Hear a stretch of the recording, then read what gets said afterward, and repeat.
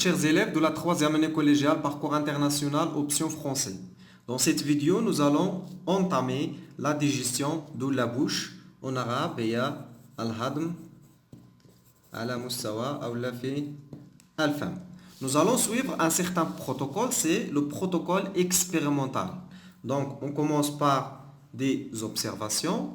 D'après les observations, on élabore un problème. D'après le problème, pour répondre au problème provisoirement, on élabore une hypothèse ou plusieurs hypothèses. Après, c'est la vérification de ces hypothèses, est-ce qu'elles sont vraies, est-ce qu'elles sont faux. On obtient des résultats et on va interpréter ces résultats et tirer des conclusions. Très bien. Donc, on commence par les observations. Je vous propose l'observation suivante que vous pouvez faire, cette observation, vous pouvez la faire chez vous. Donc, en mastiquant du pain,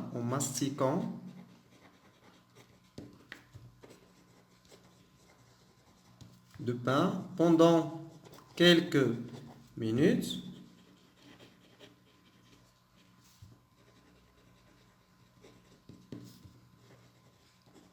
on constate un goût sucré. Donc, lorsque vous mastiquez du pain, au début, il n'est pas sucré, mais lorsqu'il se mélange avec la salive, il y a le A, on va l'écrire ici, donc la salive, il y a le A. C'est le liquide qui est présent dans la bouche.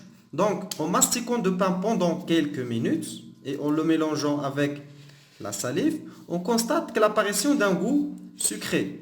D'après cette observation, c'est très clair, je suppose, on va élaborer une problématique. La problématique, c'est il faut expliquer l'origine de ce goût sucré.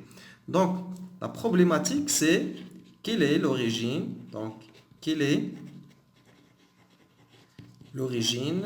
du goût sucré. Quelle est l'origine du goût sucré? Ou d'où vient ce goût sucré? Pour répondre à cette hypothèse, pour répondre à cette problématique, on va élaborer des hypothèses.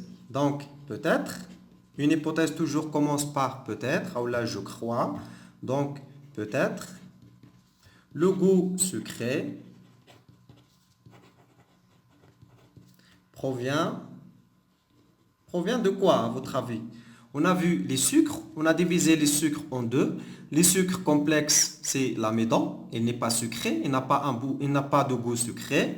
Et les sucres simples, par exemple le maltose, il a un goût sucré. Donc, peut-être le goût sucré provient de la transformation.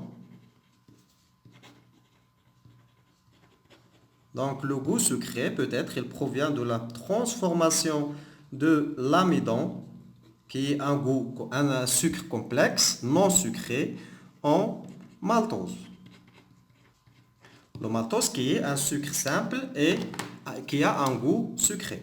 Donc l'hypothèse est la suivante. Peut-être le goût sucré provient de la transformation de l'amidon en maltose.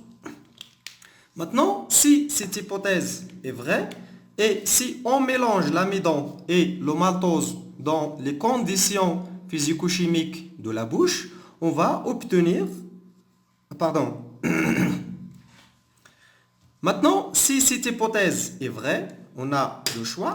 Peut-être l'hypothèse est peut-être vraie. Peut-être elle est fausse. Maintenant, si cette hypothèse est vraie, si on mélange l'amidon avec la salive, on doit obtenir le maltose. C'est ce qu'on va faire pendant l'étape suivante, la vérification de l'hypothèse. Je vous propose la manipulation suivante.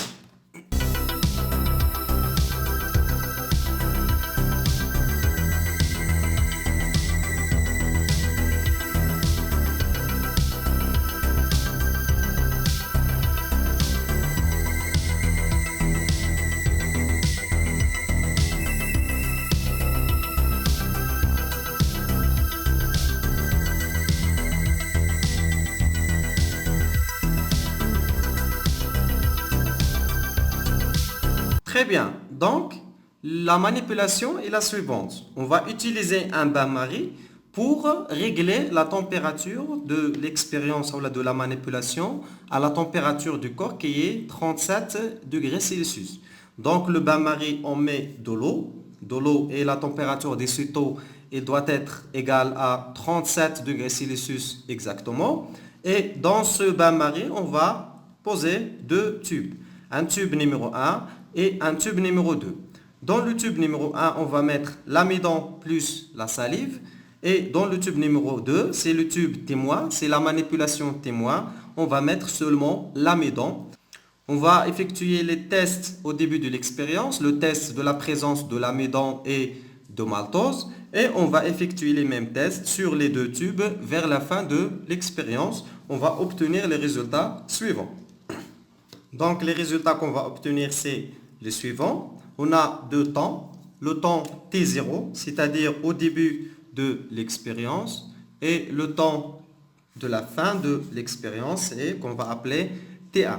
Au début, on va prendre le tube numéro 1. Au début, on va effectuer le test de la présence de l'amidon, c'est-à-dire on va ajouter l'eau iodée, le test de maltose et la même chose pour le tube numéro 2. Vers la fin de l'expérience, on va effectuer les mêmes tests. Donc les résultats qu'on a obtenus déjà, c'est pour le tube numéro 1 qui contient l'amidon et la salive, le test de l'amidon il est positif, c'est-à-dire que l'amidon est présent.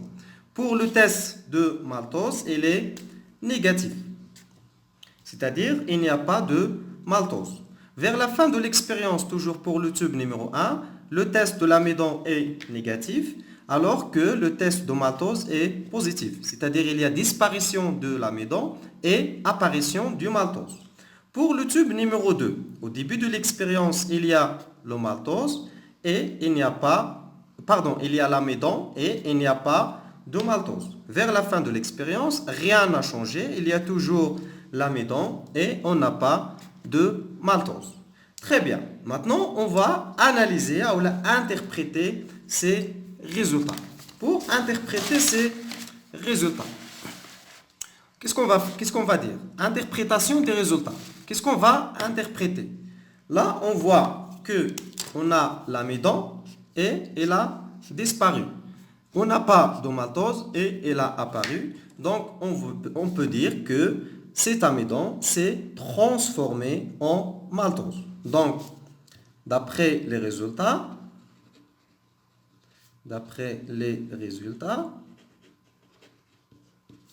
l'amidon du tube 1 s'est transformé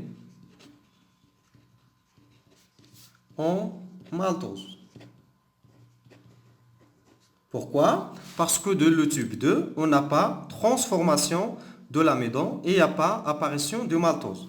La question c'est qui a transformé l'amidon en maltose? C'est la différence entre les deux tubes. Quelle est la différence? On voit bien que la différence c'est la salive. Dans le tube 1, on a mis l'amidon plus la salive, alors que dans le tube 2, on a mis seulement l'amidon. Donc pour ajouter, d'après les résultats, l'amidon du tube 1 s'est transformé en maltose par la salive. Très bien. Donc maintenant, on va effectuer une conclusion. La conclusion est la suivante. On a l'amidon plus l'amylase salivaire. C'est une enzyme présente dans la salive. Donc amylase salivaire va donner du maltose. Très bien. Cela va être effectué dans des conditions de 37 degrés Celsius, c'est-à-dire les conditions du corps humain. Donc, comme conclusion de ce qu'on a fait, la digestion de la bouche, on a commencé par des observations. Les observations sont, en mastiquant de pain, la mastication est amaliyat al-madr. Pendant quelques minutes, on constate un goût sucré. Cette observation nous amène à poser une problématique. La problématique, c'était quelle est l'origine du goût sucré. Pour répondre à la problématique, on élabore une hypothèse. Peut-être le goût sucré provient de la transformation de l'amidon en maltose. Elle peut être vraie, elle peut être fausse.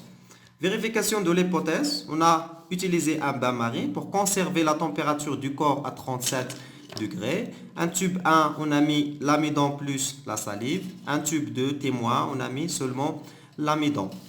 On a obtenu des résultats. On a vu que l'amidon a disparu dans le tube 1 et il y a l'apparition du maltose. Pour interpréter ces résultats, on a dit que l'amidon est transformé en maltose par la salive et ce qui le transforme, c'est l'amylase salivaire. L'amylase salivaire, c'est une enzyme. C'est une nouvelle notion que vous allez voir cette troisième année. Donc, on peut dire que notre hypothèse, elle est vraie.